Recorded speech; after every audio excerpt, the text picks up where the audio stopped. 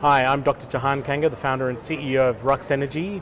We make advanced materials to improve the cost, efficiency and safety of hydrogen storage. And we're planning to really help enable the hydrogen sector from production, midstream, all the way to the end use. We're here in the Australia's National Deep Tech Incubator, Cicada Innovations. And I'm joined here by Bill Sayer, a top commercialization expert and someone who's really passionate about climate tech. Thanks, Bill. Thank you, Jehan. And I'm really excited about being here and learning about Rux, because I think the opportunity is immense. And I know with the climate crisis and your ability to really provide for, transportation and manufacturing, safety, efficiency, costs are so important in commercialization, and I'm very interested to hear what you've got to say. Fantastic. Well, we're here in the labs, so why don't we have a walk through and show you some of the new kit that we've got going, and yeah, I'd love to. I'll be coming over to the UK soon to visit Silverstone, and really excited to talk a little bit more about how we can also deliver impact for advanced manufacturing sector. Great. Come in. Fantastic. So we've got some of our scientists in the background, the chemical engineers, doing optimization of our processes in our micropilot facility. We're making 10 to 20 kilos a day of production of MOF for various prototypes. Prototypes going into the field for pipeline efficiency, prototypes going into the field also for heavy automotive and aviation, and also for electrolyzers. So there's a whole range of systems that we can improve the productivity of. Maybe we just start from the beginning and tell us what a MOF is. Oh yeah, great question, Bill. So MOFs are metal organic frameworks which have metal nodes in these lattice structures, and they're bridged with these organic ligands. Now, there are over 40,000 MOFs in the world, but very, very few of them are useful for storing hydrogen. You need a huge surface area, and you also need the inner surface area to be a little bit sticky for hydrogen, so the hydrogen prefers to go in the pores of the material than it does to be in the empty space of the tank. Now, these are physisorption. They're like molecular sponges, and what that means is that you don't have any chemical interactions. There's no creation or breaking of bonds. And that's really important because that radically improves the safety of our system. We basically make any existing tank much more efficient. So is that a good experiment? I'm a chemist, so I tend to go into a lot of technical detail, but Well, when it comes to hydrogen, I've heard of metal hydroxides. Do I have that correct? Metal hydrides. Metal hydrides. And apparently that is what's being used at the moment with hydrogen for a lot of storage?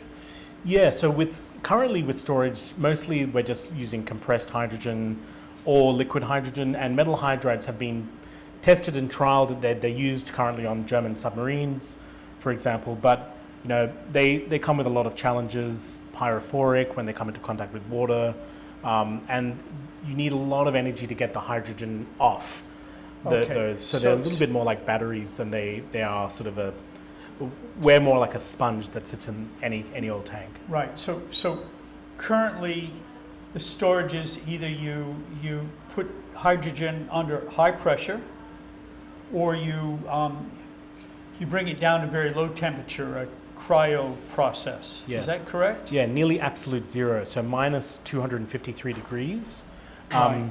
And those temperatures are so low that you really erode the whole point of having hydrogen in the first place. You're using maybe 20%, 30% of the energy value of hydrogen in order just to cool it to those temperatures. So if we can improve that efficiency, we also gain from improving the safety of the systems, because those liquid systems are really, really challenging to they're very complex engineering. So if I got this correct, what you're doing is you're going to basically make hydrogen a much more usable fuel that will be able to compete with diesel and other different types of fuel, say. Is that correct? That's right, and fully zero emissions. So what we really want is for the cost to the end user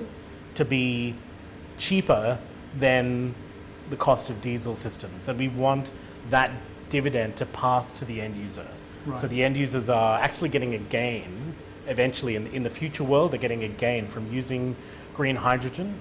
But what we need is to actually enable the system. So we need to make sure that those systems are low cost, super reliable, really high efficiency, and that requires our advanced technologies, but it also requires advanced manufacturing. And that's why we're here having this conversation. And apparently hydrogen is very energy dense compared to some of the other fuels. Yeah, so hydrogen is like 3 times the gravimetric energy density. So by mass, it's a very, very energy dense. But by volume, the space density of hydrogen is really low. So it takes up a huge amount of space. And so that's what we do. We make hydrogen more space efficient and at much lower energies. So Okay. that's one of the biggest advantages that we have for our systems. Okay, I want to ask you about the advantages, but before we go into that, you want to show us your lab here, where you produce the moth. So this is one part of our lab that we call the Research and Experimental Manufacturing Lab, or the REM lab, and this is where we sort of experiment with scale-up processes. So we collaborate with the University of Sydney, UNSW, ANSTO, and also now a new collaboration with Cranfield University in the UK, looking at all the different parts of this supply chain. At University of Sydney, that's where we do our core research, our early TRL, sort of new discovery champions. And once we validated that they're, that they take up huge amounts of performance of hydrogen gas, then we bring it here and we start to scale, and we look at how we can make it more efficient, how we can make the manufacturing process reduce waste all the way down to zero waste, because we want to have zero waste manufacturing processes, and we want our materials to be fully recyclable, so we actually look at how we can do those processes in this lab. And then from there, then we go to our engineering studios, we integrate our systems with next generation tanks. These are composite tanks, type 3, type 4, and type 5 tanks, which we can then integrate into next generation trucks and zero emissions planes, locomotives, and ships. Okay, and and how about automobiles? Yeah, well, trucks are a big thing, and cars. You mean when you say automobiles, talking cars? Or? Yeah, absolutely. Well, I mean, I'd love to see hydrogen cars on the road. I think there's a lot of competition with battery cars, which are very good technologies, and but Hyundai's got a really fabulous sports car that looks a little bit like a DeLorean, and I'd love to be able to drive it. So that's going to require refueling infrastructure and distribution. And the big problem with that is storage. The storage is really unproductive, and that's why we're not seeing that rollout of refueling and distribution networks yet, because the distribution groups are still trying to figure out how to make hydrogen more efficient. If we can't solve the storage is the biggest cost, then everything else in the value chain suffers. Okay. And so we're really focused on that too. From what I know is that Toyota, which is the largest car manufacturer, is putting a huge investment into hydrogen, and I'm also aware of a commuter airline in California that is currently trialing hydrogen. So they've got twin engine planes with, let's say, 25 passengers, and they've got one engine running on regular fuel and the other engine running on hydrogen. And if another 2 years, if that goes well, then the FAA will approve it for actual transportation.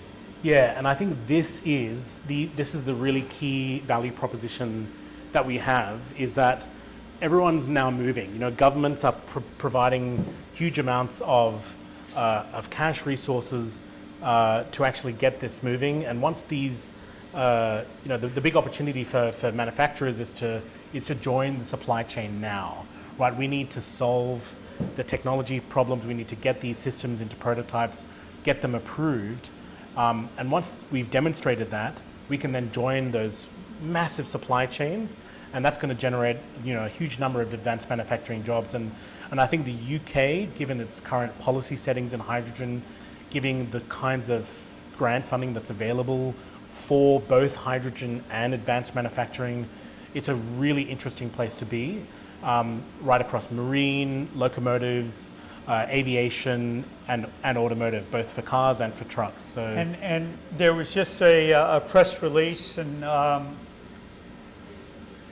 of a big semi truck, and there's a joint venture with PepsiCo. Yep. And they're trialing a hydrogen, semi. That's right. Yeah, that's I think Pure Hydrogen's doing Pure that. Hydrogen. They're an Australian company working with PepsiCo, doing really big rigs. These rigs are they've got to pull up at least 40 tons of payload, and battery trucks can't quite meet that requirement. So they've got to go hydrogen, and this is the opportunity. Pure Hydrogen's out in front. Hyzon's also doing some great work. We're right at this nascent point in the industry that also has challenges. Yes. Challenges of, we're really high on the cost curve, the learning curve. Right. What's really great about hydrogen, though, is that both the fuel and the technologies that all go around it, they're all factory manufacturable. And so we're going to see really steep learning curves similar to the cost benefits that we get from solar. Solar has come down not 10 times, but like many, many orders of magnitude over the last 30 years. And it's still coming down. We're still getting cheaper and cheaper on solar, and we're going to see that same phenomenon with hydrogen. One of the cost reductions is, my understanding is, tanks, existing tanks for high pressure are very expensive. Yeah, Tell us about MOF and tanks. So tanks are expensive. Even steel tanks are really expensive, and that's because you've got to use really specialist steels, low carbon steels, and new kind of steel alloys. And obviously composite tanks are also expensive because the input materials are quite expensive. So how do we play? Our MOFs, when you go put them in the tank, you can reduce the pressure of the tank, and that means the walls of the tank can be thinner, and you increase the safety of the system because you're operating at a much lower pressure. But it's still fully dispatchable. You're getting gas in and you're getting gas out. Even in the liquid systems tend to be steel. We could add MOFs to those kinds of systems and increase the temperature up to liquefied natural gas. So add 100 degrees of Celsius of temperature, take it from minus 260 degrees to minus 160 degrees, get the same densities as liquid hydrogen, but it's gaseous now, and with much simpler engineering. Yes. So we can halve the cost of a liquid system and radically improve its safety. So the MOF gives us this kind of like these levers, we can, before we only had temperature and pressure. Now with temperature and pressure and MOF, we can tune the systems for, to deliver the kind of impact that we need for the end user. So, we're looking for, the next generation aviation, regional planes and narrow body planes. They need enough fuel to be able to fly at least 1,000 kilometers, but potentially up to 3,500 kilometers. That's Sydney to Perth. That's a flight that's done, many times a day. And what we need to do is give them enough hydrogen. And currently they can't get enough on board, even at 700 bar pressure. So that's a big problem, right? And if we can solve that by getting 20%, 30% more hydrogen on board than a liquid hydrogen plane, sorry, not a liquid hydrogen, than a 700 bar compressed plane, then that's fantastic. And if we can improve the safety compared to a liquid system, that's also fantastic, because obviously aviation has really the strictest safety systems and certifications on the planet. Yeah, yeah. As far as, I mean, at the moment, hydrogen is expensive. Yep. And, but storage is about half the cost of hydrogen? That's right. Okay. Yeah, so it's about 40%, 40 to 45% of the total cost right across the value chain.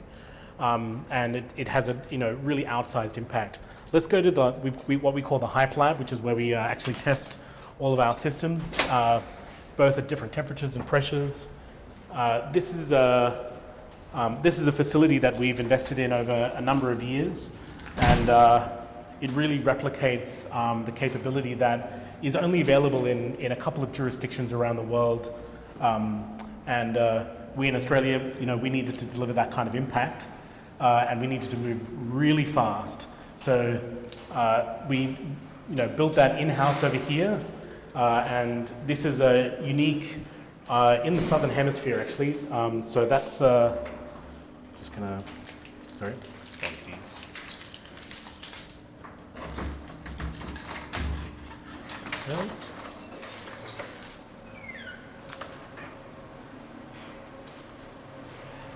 Fantastic. Oh wow, this is amazing. Yeah, we really stack it all in here. We've got instruments that run swing temperature, swing pressure, all the way up to 350 bar. We've got instruments that are manufactured by some of the best UK manufacturers in the world, like Haydn Isokima. And we've got instruments made by our friends over in the US and in Germany as well. And these are specialist modified systems that allow us to really stress test materials at different scales, both at sort of gram scale, hundreds of gram scale, and we've actually built these kinds of instruments. We've built a huge test rig, which is in the outskirts of Melbourne and Victoria, and that allows us to test on the multi-kilo scale. So these are big industrial tanks that can then swing and be tested in different kinds of industrial environments. So what is the price target for hydrogen once you're able to produce MOF on a large scale and also green hydrogen is being produced at what the targets are being set? What kind of costs are we looking at? Yeah, look, if we can get hydrogen down to sort of 1 to 2 kilos US at the production, and if we can get the storage and distribution bit down from sort of 15 to 30 kilos dollars per kilo of hydrogen down to $1, then that means we're only got $2 per kilo for the end user. And then if the storage systems for those end users on their trucks and their planes are also half or a third of the cost of what they currently are, all of a sudden we're in a world where we are competitive against diesel and we are competitive against methane. And that's the world that we want, because that's when adoption will just drive itself. We won't need grant funding anymore. Buyers, truck drivers, ship owners will just use hydrogen because they're getting a benefit. They're getting an economic benefit as well as saving all their emissions. Yes, yes. And I just heard of a drone company using liquid hydrogen. But as far as MOF is concerned, that would eliminate the need for the liquid hydrogen in a drone. Would that be correct? That's right, yeah. And so we operate into a new paradigm which is much safer, much more energy efficient, and ultimately much lower cost for the community. Fantastic. And so, so we're looking for partners. We've got a lot of experience in advanced manufacturing and manufacturing at scale, because our prototypes, they're going to be out in the field next year. And we want to refine those prototypes and actually learn how to build these at scale so that we can then start providing them for certification and develop our scale manufacturing and ultimately deliver to aviation, marine, locomotive, and automotive sector. Fantastic. Great. Well, thank you very much. Thanks so much, Bill. Yeah. Yeah, and thanks everyone at the Silverstone cluster. Really appreciate the opportunity to present, and look forward to meeting everyone in person when I'm there next year. Just wanting to affirm one last thing. We are looking for partners in the Silverstone cluster, partners who can help us refine our prototypes, test our prototypes, and also we're looking for trial partners. So if you're building hydrogen cars, hydrogen trucks, hydrogen airplanes, and other kinds of aviation vehicles, and hydrogen marine vessels, or bulk systems for pipelines and packaged gas distribution, tank manufacturing, for example, we want to talk. We want to talk, and we want to build together. Yeah, I really look forward to you guys reaching out and building our collaborations. Cheers, thanks.